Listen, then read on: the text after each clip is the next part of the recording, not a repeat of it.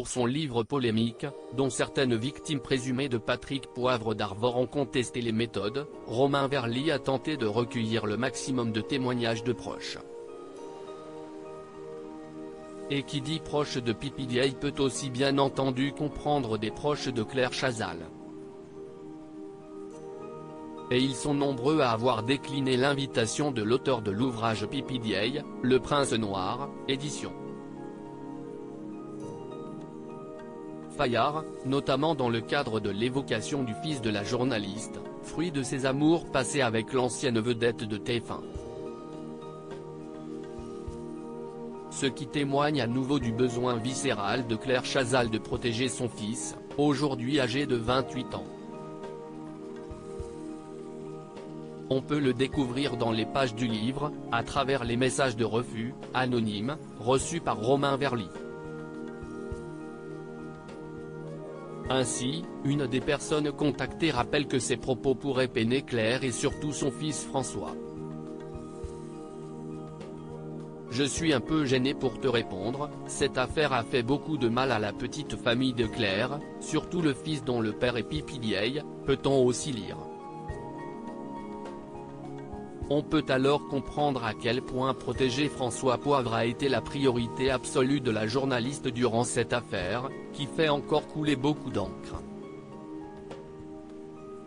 François Poivre a toujours souhaité se tenir loin de la médiatisation de ses parents, et n'a pas attendu que le nom de son père soit sali pour ça.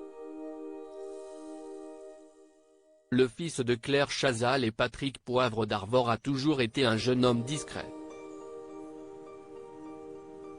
Et la journaliste n'évoque que très rarement son enfant unique. En mars 2022, elle avait néanmoins accepté de faire quelques précieuses confidences sur son fils François dans les colonnes de Gala. Un sens à la vie. Il est la raison d'être, la raison de vivre.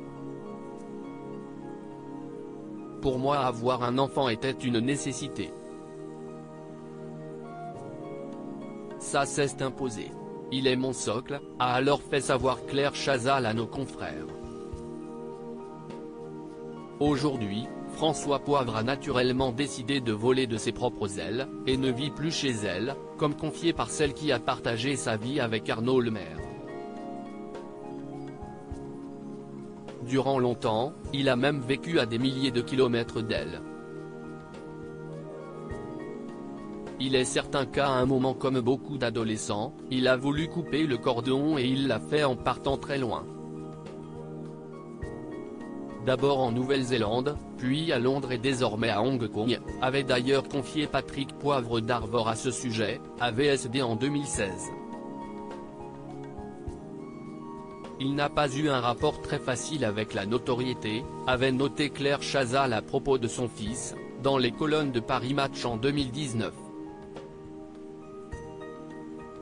Patrick Poivre d'Arvor reste présumé innocent des faits reprochés jusqu'au jugement définitif de cette affaire.